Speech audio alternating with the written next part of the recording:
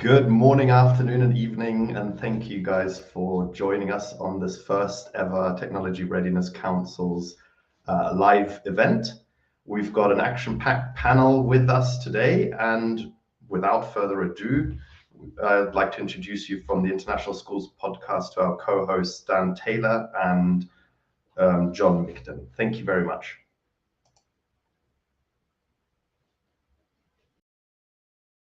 Welcome everybody to the Technology Readiness Council's kind of panel. It's just the title that came: AI Tides, Altman's Exit, and Bard's Teen Leap. So that's quite an agenda here, and I'm just really excited that Dan and I have been invited to co-host this and facilitate the conversation. We have a phenomenal group of educators and leaders from around the globe joining us today. So I'm quickly going to go around. Ryan is a consultant and has done a lot of work with Faria, and definitely do look him up. The work he does is quite outstanding, and I know he's helped a lot of schools in their journey with putting different systems together. Warren is at the American School in Japan, and he's also involved with the Department of Overseas Schools. There is the World Technology Group, and I forget the title, so my apologies, Warren, but he's involved in supporting a lot of schools around the world. Adam Morris, who's the School Technology Director for Faria Education Group. And we have Greg Clinton, who's the Director of Technology and Innovation in Chennai. We have Kelly, who's at Pinecrest in Fort Lauderdale, and also does a very popular podcast called Teaching Python. And least but not last is Christina, who's at Pinkerton Academy and also is very active on this AI group that many of the panelists are. It's a very rich group. Some unbelievable sharing and articles are always taken up. Dan, good morning. We're here now in a new setting on another StreamYard. How are you doing today? John, great to see you here. It's nice to have Wolfgang being the one organizing things and Brian behind the scenes. So it's great. All we have to do is host, which is the easy part. So I'm really looking forward to learning from all the guests today. So the first question I'm going to ask is to Kelly. So Kelly, with the introduction of these large language models, so I'm thinking of Bard, Anthropic, ChatGPT-4 as some examples, what are the key learnings have you seen from your experience in a school setting and also through your work in the podcast? Are there surprises? What are you noticing after this year? Thank you, John. Yes, this past year has been quite a learning moment, and I love learning, so I've been just eating it up. But one key learning that I've come across throughout the year is like that crucial balance between harnessing these technologies for educational advancement and being more vigilant about data privacy and trust. As both an ed tech specialist and a computer science teacher, AI has been around for me, and it has been part of my curriculum for a while. But I've really seen the firsthand importance of incorporating, digital and AI literacy across all the curriculum and not just computer science. So it really mandates a greater focus on professional development, not only with AI, but like cybersecurity and data privacy. And we've heard that a lot with our developers that we've had on the show. I think one of the biggest surprises with the people that we've talked to and in working in our school is like this continuous evolving role of all teachers.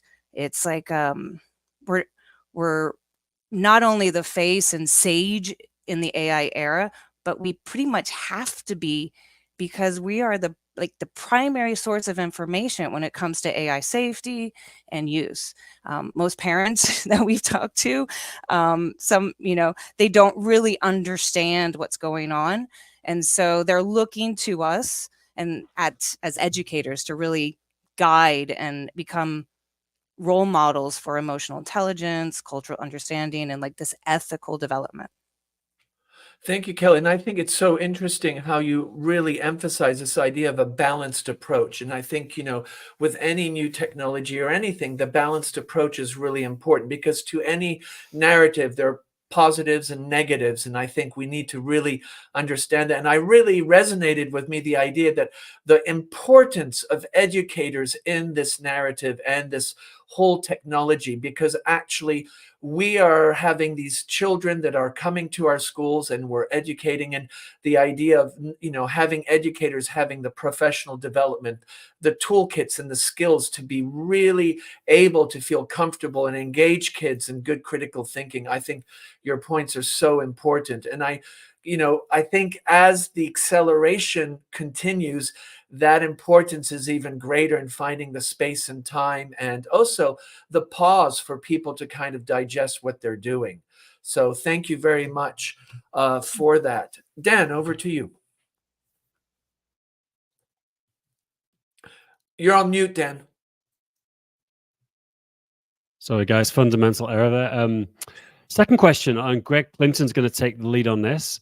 Regarding the educators and students you work with, how have they adapted to this new technology? And have you observed any specific patterns or behaviors? Thanks, Dan.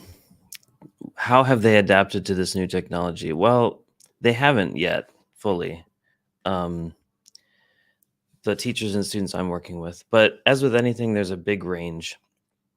Some people have adopted new AI tools and techniques at a blistering pace, and others are still sort of towing the edges. And I think there's still a lot of fear and anxiety and uncertainty, as there should be. And I think this sort of relates to what Kelly was saying about the uncertainty around the future of AI, and the OpenAI fiasco only highlighted that. Even the experts, the people who are building these technologies, are fundamentally uncertain about what's next, right? Even what's next tomorrow or next week. But what I see is a recurring conversation among teachers and students around quantity and quality. Some teachers are saying, I'm incorporating AI and I'm excited about it because it's going to save me a lot of time. And here are the things that I'm trying to do to save myself time. Because time, again, this is part of the emerging conversation I'm sure everyone here has heard around the hallways. Time is the most precious teacher resource. This is the story. And therefore, anything that can save us time will improve teachers' lives, or whatever, have some positive knock-on effect to teaching. And then at the same time, on the flip side, students who adopt AI have the same impulse, right? They have the same thing. They say, this can save me a lot of time. And then there's significant pushback from the educators saying, no. We would prefer students not take that approach to AI adoption, because we would like students to spend more time or / effort, mental effort, thinking effort, right? So I think there's this really interesting kind of, I won't call it a double standard. I'll just say that it's an interesting conversation that has two facets that are not yet reconciled. And because I'm having these conversations with administrators all the time, when a student wants to speed up the finishing of their long to-do list using AI, it's seen as very much a negative. But when educators do it, it's seen as a positive. So I want to push on that, and I think there's some rich, interesting conclusions that we could come to, or even just questions we can ask about what it means to be a student, particularly, and what it means to be a teacher. In my own opinion, I think when we adopt these things, we should shoot for higher quality, not necessarily quantity. I think the time argument is right. Teacher time is precious, so is student time. But I think if we're going to have a lasting impact, and if AI adoption is going to be somehow fundamental to changing teaching, it's not going to be because we made rubrics faster. It's because we became better thinkers, and because teachers were able to design richer learning experiences. That's that's the fundamental shift. So that's my hope in any case. So the answer to the question is that's the conversation I'm hearing. It's unsettled. There's a lot of uncertainty still, and I'm still optimistic. Great, Greg. I think there was a couple of things you said there that was super interesting. The first, what you said at the beginning, like, don't be scared to admit you don't know what's going on. I think there's obviously a tendency with all of us to want to try to be knowledgeable on the topic, but with AI, it's very hard and it's changing so rapidly that, I mean, you have to stay humble, like you said, and always be ready to learn, because it's still a very early stage. And like what you mentioned, the double standards is really interesting. Like teachers want to use it to speed up their work, but they might object to students doing it. And I think educators have to accept that some students can use this to maybe get a long way ahead, and maybe there's going to be much more differentiated learning with students who can use AI to really advance themselves and advance their work. So great answer, Greg. Thank you. That's interesting. In so many contexts in education, what teachers want and what students want, often there's a bit of a gap. So I think that's great that you brought that up. One of the things that is leadership teams, and different leadership teams have reacted differently. So my question is, how have school leadership teams responded in the implementation of this technology and developing policies around this technology? Because, of course, when new things come in, as the Center for Human Technology says, with new technologies come new responsibilities. So I'd like to ask Kelly some of your learning and what you've seen from leadership teams.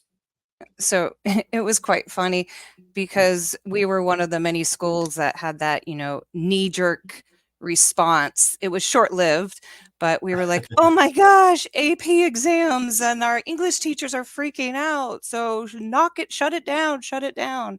And we had, lower school students finding these great little chats, and it was just really scary at the time. But in our school, we did an amazing job, I feel, of establishing a well-rounded think tank committee. We had teachers, we had admin, we had higher level admin, all of the ed tech specialists were there, and it's like really applied of various perspectives on the issue.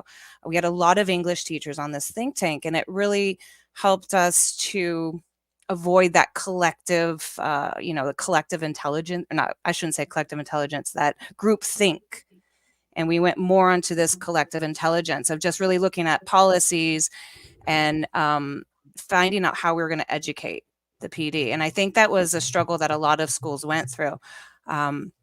Since then, we really spent a lot of time providing PD to enhance AI literacy. I think for me as a computer scientist, the one thing that I noticed was a lot of people really go after these, and not to down anybody, but AI educators, these people that are not necessarily in the classroom right away and saying, here's how you use AI, without that background knowledge as an AI technician or developer. So our team was really focused on getting in the tech directors and computer science teachers to really question the AI and how it was developed. So we've been having lots of conversations with pilot AI programs, trying to find time to find a pilot that we can adopt. And what we're finding out is, like, a lot of these pilot programs don't know about COPA. They really don't follow FERPA or GDPR. They're not compliant. And a lot of these pilots have authority or ownership of intellectual property by both students and teachers. So this has been like a constant look for us, one of our focuses. So it's not just about using AI and, yeah, great, we'll get in there and they're going to change the world. We really need to protect ourselves. And I think our school has done a great job with, like, looking at that and putting policies up for that. Privacy and data protection. COPA, for our non-North American audience, is the Child Online Protection Act. And GDPR is a general data protection regulation out of the EU. So I think that's really interesting. And what I like is this idea of having multiple voices, because I think everybody has a perspective, and bringing them together, I think it just comes up with a much richer strategic vision of how to move forward. Christina, please jump in. You had something to share, and then I know Ryan also wants to share. So Christina and Ryan. Christina, kick us off in your response. Thank you, John. Kelly, I did like what you said about having the voices heard as well. And it's interesting to see the spectrum of responses from schools, everything from those that are kind of at the leading edge of this to those that are still very nervous and really haven't started the process yet. And I'm seeing that entire spectrum. I'm very fortunate at the school that I'm at that our admin and our board of trustees were in it from the beginning. And one of the things that we're seeing a shift in our mindset and our thinking, especially in our humanities departments, is with more of a positive approach. So instead of looking at AI and looking at it to chase cheating and plagiarism, although they are aware of it, and that is part of how we are approaching things, they're looking at how to model AI for our students, how to model good use and intentional use of it, and also to use it to harness it to complement the educator's skills. So when we talk about saving time, how do we save time to do some of those tasks, to take that off of the educator's plate so that their skill set can go towards the higher level and the more critical thinking, problem solving things that they got into education for to begin with. And how can they use it to enhance their educational practice? So we are starting to see, especially our English teachers, for example, are looking at it and thinking about it in terms of their instructional practice. How can I use this to provide better feedback to our students? How can we use that to help them do better research? Things like that. Great, Christina. And I think it's so interesting that, that's what we want, is learning to be richer and really pushing kids to higher order thinking. So I think this really is a very important aspect that you share about how that transformation of the teacher understanding the potential and how that's going to only amplify their own craft. Ryan, please jump in. Yeah, thank you, John. It's been a great conversation hearing from everyone so far. My perspective's a little bit different. Over the past year, I've been working in more development with corporations and schools on how do we incorporate AI in the education and learning process. And I think like this process of discovery, we're in a stage almost as a world, as a society, where we're looking at kind of this speculative AI. What can it do? And we're discovering what I like to call AI as reality. Well, what can it do? So we're all trying in our schools or in our lives, like, how do we incorporate this? Does it work in this situation? I think it would be great for this. And then it is or it isn't. That it's this really exciting process of discovery, which I think is very unique, that we're all kind of a part of. So Kelly, you mentioned about data privacy and concerns, and that's definitely, a huge concern, especially with these larger companies. How are they using the data? How's all of this being built? So I wanted to do I have no affiliation with Hugging Face, but Hugging Face is an open source AI community that I think UNESCO, I was reading, they're also talking about using some of those LLMs that are open source that you can run at your school. There's no data issues to start exploring what will this look like in a school. I think there's this incredible speculative side of what could it be that's also outside of, OpenAI, Sam Altman, Bard, etc. that we definitely can't forget about also. Thank you. And that's interesting. Can you, Ryan, tell us again that open source organization, because that would be interesting for people maybe to pop by and see. Sure. Yeah. So Hugging Face, they're not open source. They're a place to share models. So OpenAI, Microsoft, Facebook, as well as a lot of smaller companies like Stability AI, Stochastic AI, Falcon out of the UAE. There's tons of places where on a MacBook, you can download an LLM that works pretty well. I mean, like back in May, I programmed an IB chatbot that was built off of like the IB documentation and ran off my computer at home.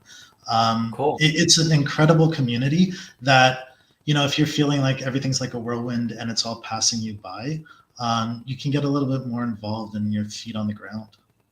Great. Thank you, Ryan. That's really nice to highlight that resource. Dan, over to you. Great. And the next question, Adam is going to take the lead on this, and I think Adam's a great person to do this because where he has works with a lot of different schools. So there's a range of opinions on AI. Some view it as a risk with a somewhat doomsday narrative. Others see its benefits and applaud how it might change the world for good. What is the general thinking in your school, or rather school's environment, and why? Thanks, Dan. Thanks for those kind words, and welcome everyone. Thanks for inviting me. So in my role here at Feria, I work with schools and hosted events, and so I thought I would answer the question because I've had a number of questions that when I'm hosting an event, and kind of can tell kind of the more of, we've spoken a lot about the general opinions or some sort of groupthink aspects or some of the industry trends, but there's also like the individuals who are interfacing with AI for the first time. So from those range of opinions, there's a spectrum, of course. Probably the singular opinion that everyone seems to hold, though, is to be polite to AI. That seems to be the running gag, and so that's probably the only thing that they all agree on. But all kidding aside, the spectrum is real. Some I've even had questions from the audience that were, it could kind of tell a little bit hostile to the technology, which you can understand. Few questions. I noticed that questions were more common from the guidance counselors. So, you know, the schools are amazingly dynamic organizations, and we talk a lot about teachers and leadership, but there's also the you know, administrative assistants and other actors who have might see this technology as yet another thing that they just have to kind of tolerate or something. And so there's that kind of. There's also the rather welcoming teachers who feel that, like myself, since I've used AI with my activities, I'm more productive. I can multitask easier. So there's also that kind of opinion on it. I think though, like maybe most people are probably quite confused about what does it mean for us now, and where are we with things. So no matter if you're hostile to it or you're welcoming it and using it, there's lots of open questions. And one of the questions I can help with, maybe to an individual level, is to tackle the digital natives. There's a philosophical tradition in education to consider students to be digital natives, and so that's the confusing part for teachers who are working with AI. They always feel that the student is so much better than we are. So what can we do? How can we possibly play a role there? So I point out that, like, well, students are better at slang than we are. That's because they use it. They play with language, and, you know, in their particular context. And so translating that to technology, they seem to be better at it. They know where settings are faster than we do, things like that. Doesn't mean that they, you know, we still have better language than they do. We still model language use and things about responsible use of language and other things. So I think that's something to keep in mind, that just because students are so much better at it, seem to be, technology is progressing so much quicker than we're used to, we still have a role to play, no matter what our opinion is about it.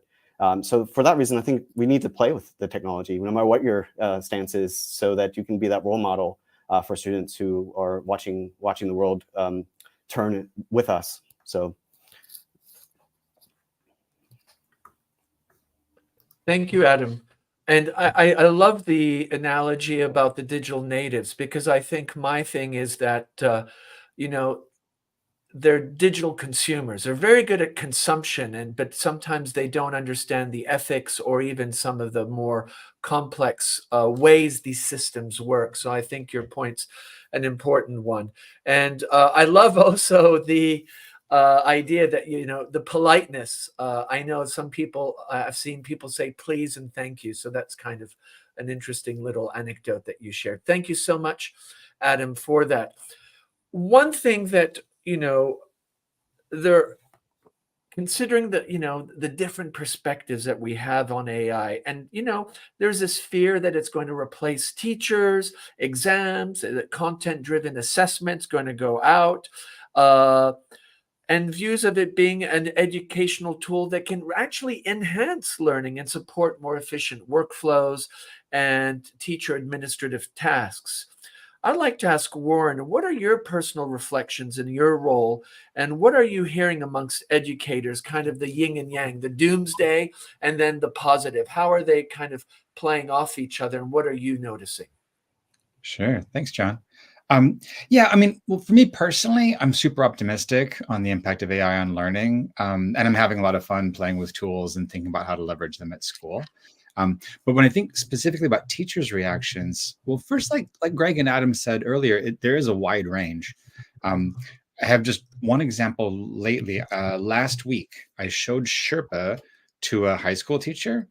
And if you haven't seen Sherpa before, I really like it. It's really cool. It lets every student have a one-on-one conversation with an AI that feels kind of like a video call, like you're having a Zoom with an AI. So you answer 6 questions and they get increasingly challenging. And then the AI summarizes the conversation and it gives that summary to the teacher. So there's an interface for the teacher where they see a synopsis of the conversation. And then they can, if they want, they can watch the video. So it's really amazing. 20 kids can each have a 15-minute one-on-one conversation at a deep and meaningful level. And that would take a human about 5 hours to do. And so I showed it to 2 teachers who just love it. They want to get started right away. And one was a little bit kind of meh, didn't want to stop anybody, but just realized it's just not a thing that they want to have anything to do with. But then there was this one that had a very visceral reaction. The quote was, "I feel like this is going to take my job." And I think realistically, teachers have one of the safest jobs of all. As long as we have physical spaces where kids go to learn, there's going to be adults employed there. But so I think what was really happening wasn't job loss. It was about identity. Because a year ago, before ChatGPT, the thing that made you special was that you could have a deep and meaningful conversation about literature and metaphor and author's intent, and you could lead a Socratic webinar. But if AI can do that one special thing that you're good at, then it's pretty threatening, not just to your job, but to your identity and to who you are. And so that's kind of the wide swing of reactions that I'm seeing. Thank you, Warren. And I think that's really interesting also how the reaction when you showed that shepherd, kind of the engagement, but still always there is going to be somebody that might hold back a bit. Greg, I would love to hear also your thoughts. You were in the chat on this. Yeah. Warren's example is one that I've also played with and had the exact same range of reactions, especially from English teachers. And I was interested to hear Christina talk about how English teachers seem to be shifting from the apocalyptic moment when AI was released to a more sort of positive approach. We're still working through that at our school for sure. It's not a clear trend yet. But I think overall, I'm really interested in the ethical and the background where data privacy and everything. And I kind of assume that very thoughtful people like Adam and Ryan and Kelly will solve all of these problems about the data privacy. Because when it comes to teaching and learning, the one drawback I'm seeing right now is that most people are forming opinions about the utility of AI based on substandard, non-gold standard tools. I'm going to throw it out there. I've been paying for ChatGPT 4 for longer than anybody else I know. So I feel like I've got a lot more experience with the gold standard tool. And a lot of people's opinions are being formed by GPT 3.5, which is the free version that you can go on, sign up for and use. And I struggle to have a conversation with those teachers because the quality is so much lower. And I think that Sherpa is one tool that is using a higher quality model, and the conversations it has with students is really sort of rich. So I think, I guess overall, there's this divide between the tinkerers, Kelly mentioned them, the people who are sort of like employed specifically to dig down into these issues. There's a divide that's forming between people who have time and space to tinker and resources. Frankly, I mean, it costs money to access some of these tools, and those who don't. And so I think it's incumbent on us to do that work really well. I feel very responsible for doing a lot of deep research into some of these tools and making sure that the impact, if there is one, is real, and it's not just one more ed tech hype cycle. Not one more. It's not one more tech kind of phase. It is something that's really there. And also interesting to hear about the difference that you were talking about 3.5 and 4.0. I think, sometimes what's difficult for all of us is when you have such prominent existential risks that sometimes are associated with, for example, climate change and AI. Sometimes it's really hard to digest them and actually find out or even find a space where you can say, how am I going to interact with that? Or how am I going to get involved in a way that's going to be positive? So I think sometimes that can feel little different. Also, any other buddy from the panel wants to jump in on this, because I think this has been really rich what Warren and Greg have shared just recently, and I just think it'd be nice to hear from some other panelists. I'm putting everybody on the spot here. Yeah, John. So Adam, thank you. I just wanted to chime in quickly because I wanted to just confirm that I've also been using the latest version of ChatGPT and some other ones. And yeah, for the plus version, I've heard it called 4.5. It is substantially better and it's getting better. And it's right to point out that there's a disparity with those who are willing to try them out, who will subscribe to the. So there's a economic disparity there. I just want to also add to the complexity of everything that well, I'm in Asia Pacific, so I'm aware that the GPTs that are available in Japanese, Korean, Chinese aren't as good as they are in English. I think in European languages is a little bit better.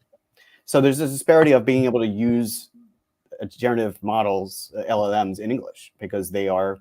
That's what I'm hearing from events telling me about it. That it's the teachers who can speak another language, Japanese, fluently, have to use English as a second language in order to get the results they're looking for and then translate back to Japanese. I just think it adds a lot more of the complexity to everything that we're already talking about. And it's really interesting, the idea about language, because I was listening and reading that some languages which are not as prominent on the internet as data sets are at a huge disadvantage compared to English or some of the more common languages. And also some of the languages that are not based on the Roman alphabet sometimes are at a disadvantage. So I think those are really interesting highlights on that. And again, remember that Warren had shared this AI called Shepherd, something that you might like to explore as he highlighted it. And also the idea of ChatGPT 3.5, which is the free version. And then Sherpa. Thank you, Greg. Sherpa, my error. And then also the difference between 3.5 and then the paid version, which is 4.0, where you can actually create your own individualized kind of chat GPTs, which can be really powerful. So I would definitely encourage you to explore both and understand both have different advantages, and also the 4.0 is that much more powerful. Dan, over to you, please. Great. So the next discussion point, Kelly's going to take the lead on this one. In what ways do you think large language models and generative AI could reshape school curriculums and teaching methods, especially in certain subjects? So I was trying not to chime in on the other ones, just clear up my mindset for a second. I just want to say, speaking to a lot of developers, and we're talking about people who work for AWS, Anaconda. These are people who have been in it, who are real computer science teachers, and the overwhelming response for them, and I can't say the word on this air because, you know, I'm a teacher, but it's kind of like, it's really not as magical as a lot of us tend to believe, right? So at the current state, I love the couple comments that we talked about with saving time. Yes, it saves time for basic nuanced tasks, but it's getting better, right? AI has this potential to reshape school curriculum. That is evident without a doubt. We're already seeing Bard and Microsoft's Copilot being introduced. Bard's really focusing on teens outside of Google for Education. And Dan, you can clear that up for me later. But AI has been so infused on so many educational products, from Edpuzzle to Gemkit to Canva and now YouTube. And we need to wait to see what the potential of that Project Q-Star and what it's like, you know, the human-like logic and reasoning abilities. Are we going to get there to AGI? This could all really change schools. We have Khan Academy, you know, taking the lead on educating children outside of the school system, and a lot of new products like Quick Learn, who are trying to get into the meta of teaching. For me, I'm really hoping that the school's curriculum kind of shifts to building more competencies, frameworks, moral guidelines. We have that ability. We have that ability to teach these kids, you know, to really make them good human beings. And so we need to make sure that that AI integration is beneficial, responsible, and pretty much aligned with the school's broader educational goals. I really think that there's going to be more AI that customizes learning experiences, match proficiency levels with, you know, math and science. In the computer science courses that I teach, and for languages, there's like a capability to increase the ability to communicate creative ideas better, right? My students are already pushing the boundaries with the Anaconda Assistant and being able to produce visual dashboards when they can only code basic Python. So I'm thinking that with the LLMs and general AI, that we're really going to push the boundaries of what kids can do with their foundational knowledge. And I could go on, but I'm going to stop and let some other people chime in. I just wanted to say, like, threatening identity. I love that statement by Warren, that I think we have an identity to keep as teachers to build human beings. And that's going to definitely come into play with the reshaping of curriculum. Thank you, Kelly. And I think that's so true, that identity is just so important, because there's nothing like human beings. And, you know, it's cohabitation. It's how do we cohabit together in this new landscape. Adam, you had some thoughts to add. Yeah, I wanted to just kind of wondering if, Kelly, if you've noticed the same sort of pattern I have, because I also work with developers very closely. I work with you are a teacher. The domain of like teaching and learning, curriculum frameworks, that's sort of, it's sort of the area where generative AI is not so good at. If you're an engineer, or you're working in a domain where you're solving problems that have solutions. Like if we were in a school context, maybe we're a timetabler, and we're using generative AI for like some sort of solved problem, then it could do it for us. It could be changing the way we work from a very fundamental level. But have you noticed the same thing I have, where it does seem to save, it does have the promise of saving time in the sense of giving you good ideas, but you still need that professional judgment aspect. It's almost like a draft, and then you just kind of look at it like you would with someone that you're just consulting with, like you just talking to them about what you could teach and the ideas they have. But I need to take that and put it into the proper context, use my professional judgment, understand my students.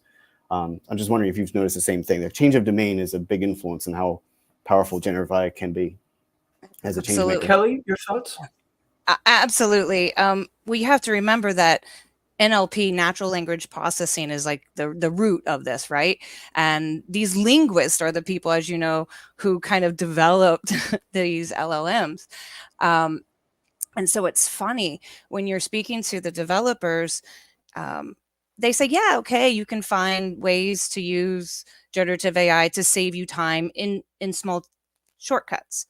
But if you're an entrepreneur or you're a developer working on a project within your company, the last thing you want to do is leave it to chance for ChatGPT 4.5 or some sort of copilot to generate the code for you, because it takes longer to code with generative AI than it does to actually know how to code in the background. I mean, it was funny watching the kids trying to use Anaconda Assistant. They didn't know the questions, and they ran out of the free amount of questions to ask the AI, because you have to have that foundational knowledge. Because even with the paid version of ChatGPT, it's taking you down wrong paths, or it might lead to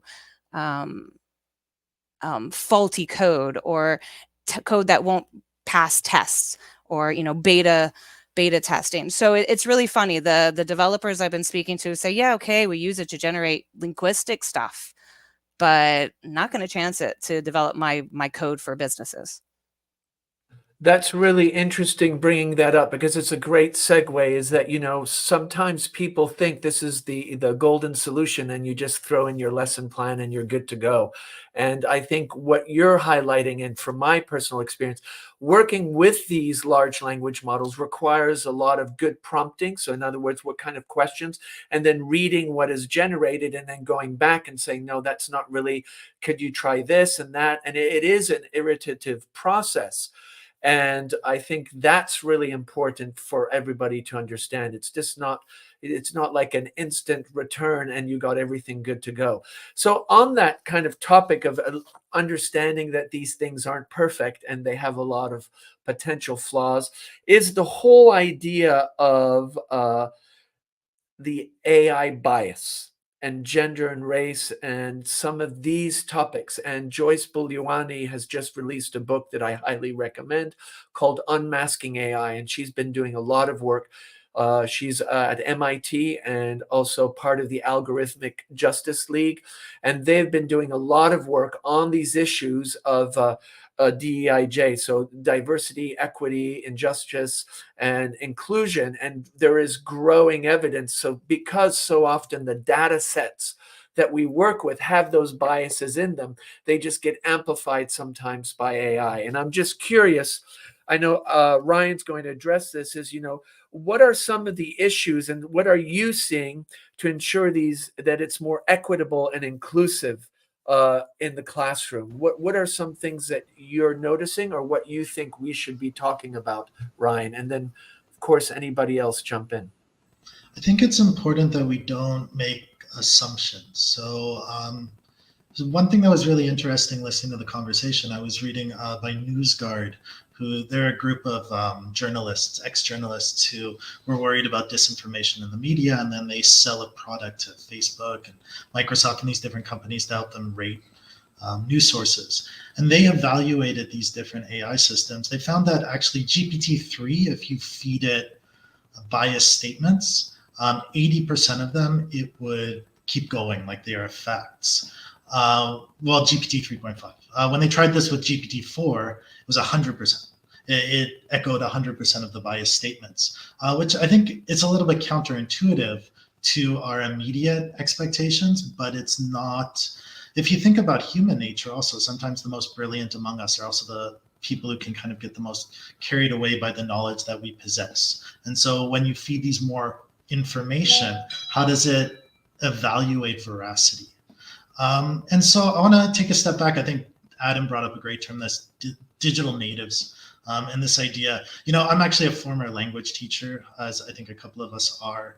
And I think we can also look at LLMs not as technology, but instead as a voice, because it's a voice you interact with.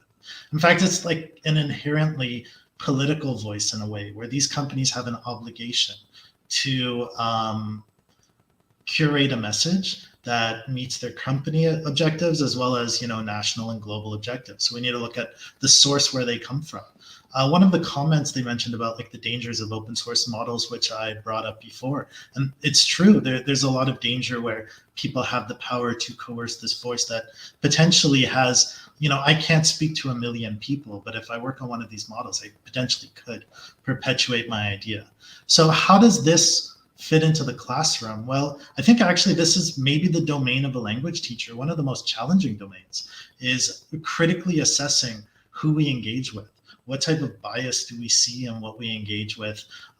What is the authority behind this source? How do I validate it? How do I assess it? And that's something that, I used to do a lot as a language teacher, and now in this domain, it's incredibly exciting. There's Pedagogy UI, which is a project by Harvard, and they do like amazing like little activities and lesson plans that you can use in your classrooms. And one of them is about like looking at disinformation and actually having like the kids generate disinformation using an AI and then evaluating like what it was like and what their experience was to build this more critical understanding. I want to contrast this very briefly because I've been talking for a while.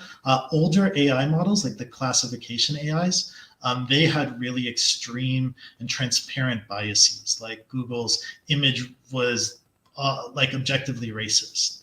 The early image classification systems. These new ones, it's a lot more muddled. I think this is less the domain of computer scientists and more the domain of language teachers, to be honest. At least for me, that's the side of me that gets excited by this conversation. Thank you. And I think it's really important what you highlighted is that, you were highlighting these language teachers really getting kids to engage with AI tools, to look at misinformation and fake news and understanding what is the, how do you double check sources? How do you ensure it's authored and it's timely, and really digging deep into the steps and the toolkits of strategies to make sure when people are interacting with these models and information, they're being critical and really being open to looking at different perspectives and understanding how maybe certain articles or even media feeds have a bias in them and how to pull that out. And I love the example of where kids are actually creating biased scenarios and then they have to analyze them. And I just think it's so important. And the whole information literacy, media literacy, I just feel so strongly this has to do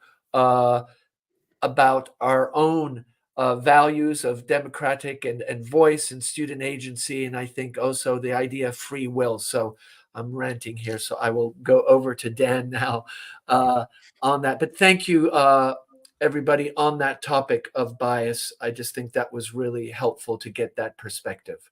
Dan. Great. So the next question, we've actually covered this a little bit earlier, so it might be a quicker one to answer, but there's some criticism that schools and educators sometimes lag in digital literacy and tech integration and are out of touch with students' social media use. Do you think this is happening with AI in schools also? Why or why not? And Christina's going to take the lead, I think. Okay, so for the most part, I agree. I do think that we are lagging behind with digital citizenship and digital literacy. I don't think as much with the tech integration. Certainly media literacy, and with AI, of course, but I think this also extends to our faculty, and we are racing to bring them up to speed, never mind getting to our student body. And my own personal opinion is the next things going on that list are going to be that AI literacy, especially for middle high school age, and then for elementary age, and again, I know I'm in the North American market, so I'm framing it with that. With AI readiness.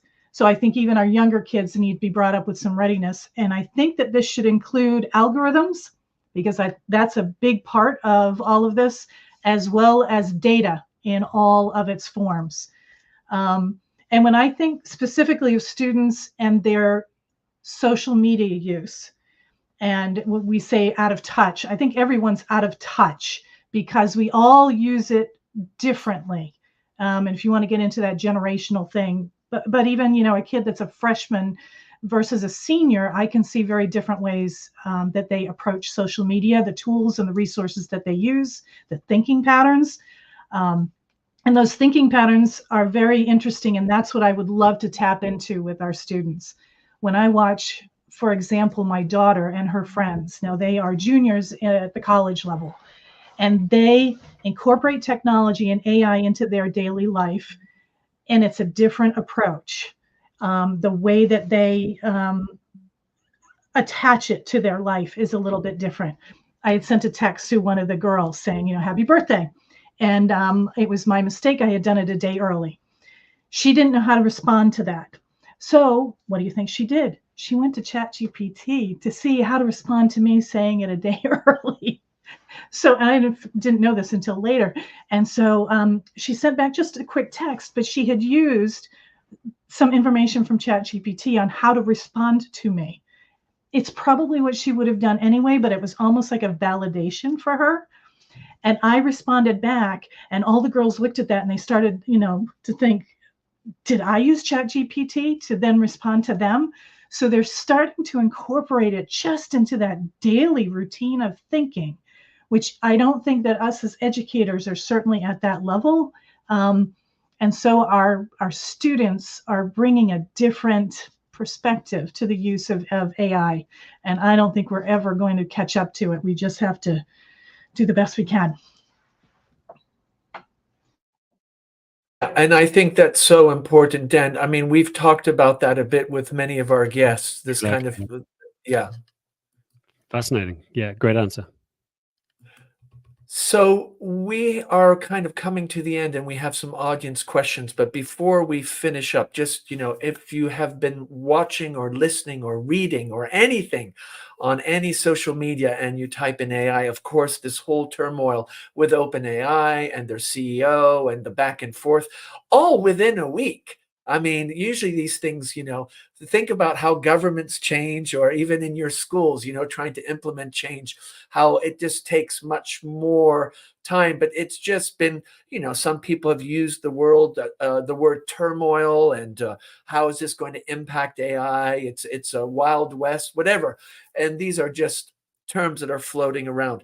I'm wondering, does this impact schools in any way? What's happening here at when AI companies go through that turmoil and, Microsoft does this or one of the others does that?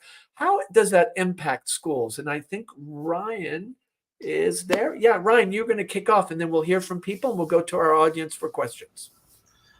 Yeah, I think it's, we all love spectacle. I think we've all probably been in an organization where there's been chaos.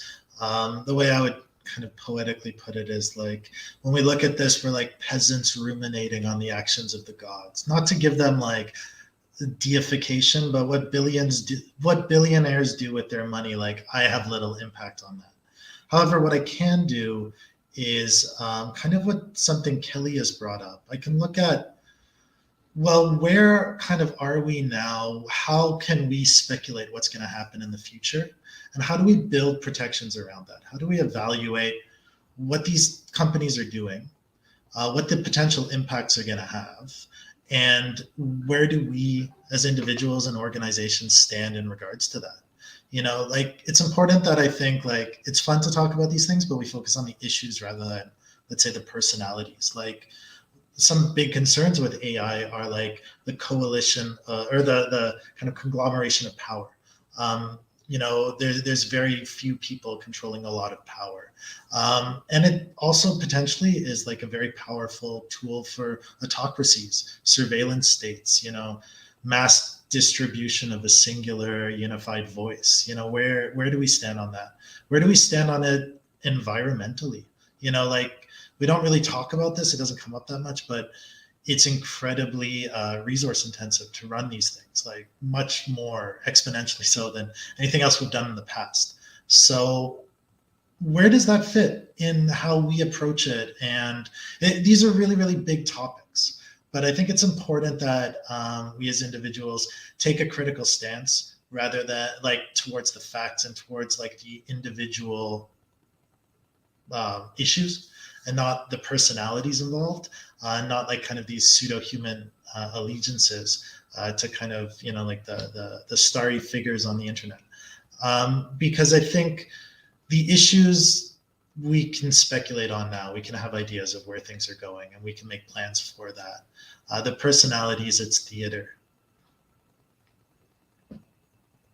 Exactly. And I think theater is what we like. We like, everybody likes soap operas and it's exciting, and these people from Silicon Valley back and forth. Greg, you wanted to add to Ryan. Ryan, thank you very much, because I think you brought up so many very important points. There are great talking points to take as educators in the context of your school, and even as leadership teams or teams of educators, to be making sure we're addressing some of the issues that you brought up. Greg. Yeah, I mean, I agree with everything Ryan's saying. And yet, if the question is, how is this going to impact education? Like this, how does the soap opera of OpenAI impact education specifically? I think really pragmatically, it comes down to a couple things. One thing, and I'm going to be super brief, but I think this is important. So Kelly brought up the fact that she's noticing students who are using the AI tools available to them unsuccessfully in some ways because they're just not fundamentally ready, right? Elementary school teachers I work with are sort of disappointed when I tell them that no, like your kids can't have access to these tools. They're not built for kids. And even high school kids need training, and even adults need training. So it's like driving a car or operating any other sort of machinery, but the reason that the OpenAI drama impacts education pragmatically is that there's this whole like ecosystem of developers who are building tools that do give younger and less experienced people access to AI as a thing that they can use. And those developers are relying right now on who is successful in the AI world. And so they are very much attuned to who wins these kind of titanic, whatever they are, these sea-changing conflicts, because they in some ways rely on the success of the larger ecosystem. And so I was talking to a developer of a different tool recently, and they said, yeah, I have to pause a bunch of things right now just so I can figure out who's going to come out on top of this. So will it impact education? Yeah, indirectly. The tools that are available to younger and less experienced people will be built on the success of the ecosystems, whether it's an open source community or a giant conglomerate of big tech. Either way, that's gonna spell the future of what happens in the classroom. Anyway. Thank you so much, Greg. And I think also we need to be mindful. There are 9 companies in the world that pretty much generate most of the capacity to create these large language models. 5 are in the United States and 5 are in the People's Republic of China. So that's just some things to be mindful of. Well, what we're going to do now is we're going to go to our audience, and thank you for the audience who have been sharing questions. And the first question is, how are schools addressing the balance between saving time, creating, and then increased time demands on the other end of scale and consumption of content? I'll read it again. This is from James. How are schools addressing the balance between saving time, creating, and the increased time demands on the other end of scale with consumption of content? I'm going to ask one of our audience members who would maybe like to. Christina, thank you very much. So I'll do my best with this from what I'm understanding here. And I think for us, one of the things we've done is draw a line in the sand a little bit. And from the sentient syllabus, they've got an AI statement, and we've adopted some of it. And the top here says, assistance from an AI system is too much. So identify at your environment, your school system, what is too much. Assistance from an AI system is too much when it interferes with the educational objectives or the assessment of a submitted work. So that kind of keeps us in balance a little bit, is saying, is deciding what is too much. You could also, we give a continuum of use, which you've probably seen online, from everything from completely student created to completely bot created. And you could use this with faculty as well, completely teacher created versus completely bot created. And so it's finding those spots for balance and presenting those as opportunities to staff.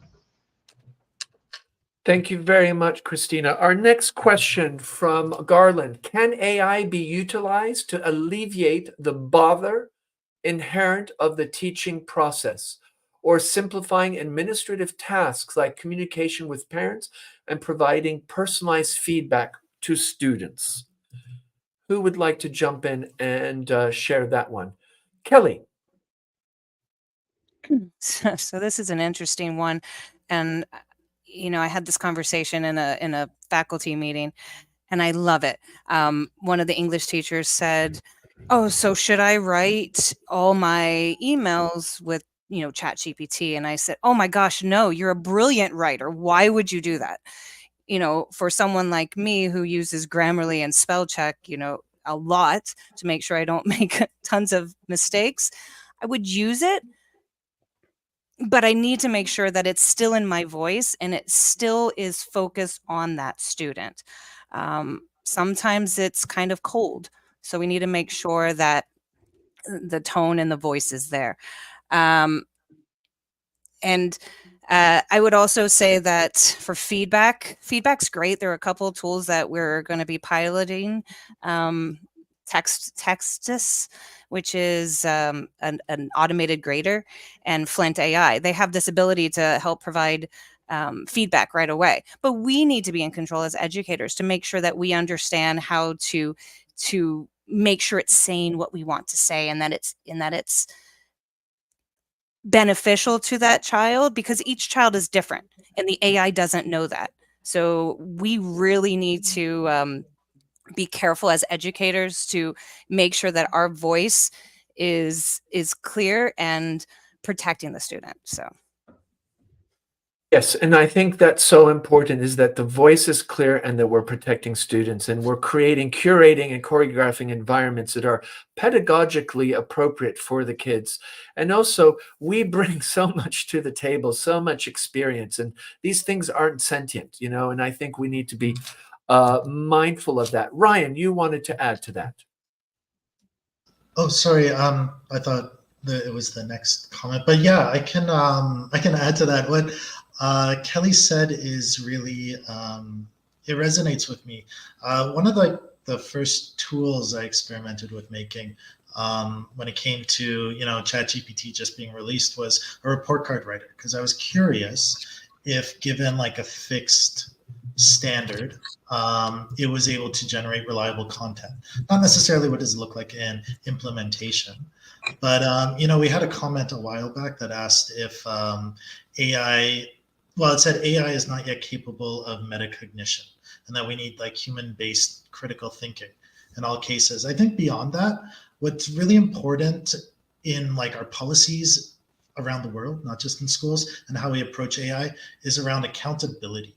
Like if I'm going to use AI to write my emails, and the AI goes off and just like says something that I really shouldn't have said, like I need to be held responsible. Like that was, what I said.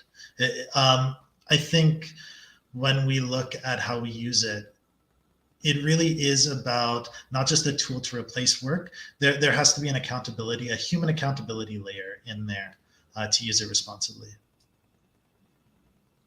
Yeah, and I think that's one thing that you hear a lot when you read this idea of having the accountability, some guardrails. There are a lot of different thinkers and engineers and software developers that are really amplifying that. And there's a great book called The Alignment Problem that really talks about these guardrails. We're coming to the end, and just one thing that Dan and I always say this: when we get to facilitate, we get to learn so much. So I'm just like buzzing with perspectives and ideas. But one thing that I want to compliment everybody in the room is that you really are looking this as an inquiry.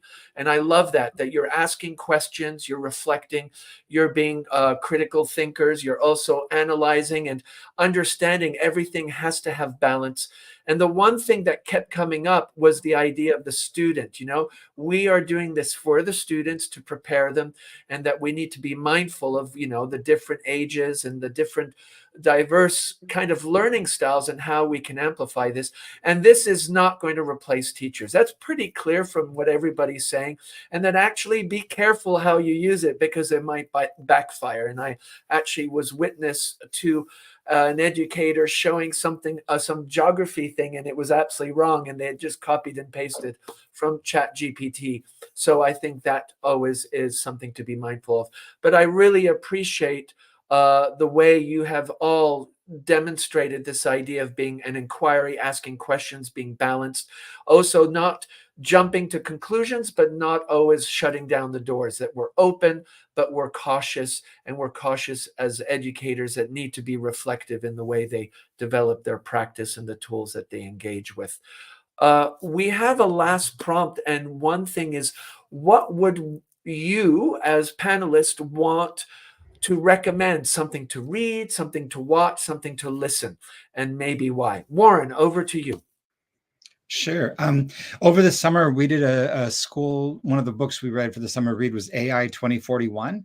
And it's a really nice mix of fiction and nonfiction to help explain AI to an audience that might not be as technically, might be learning about AI and want to know more about it. So AI 2041.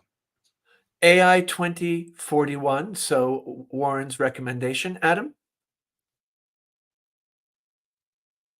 Yeah. So on the topic, with the idea of if you want to stay abreast of with the industry, maybe you have a feed, or your social media feed is keeping you up to date on what's happening with AI in general, and you want to kind of know what's happening, but you don't want to spend a lot of time. You literally just want one place.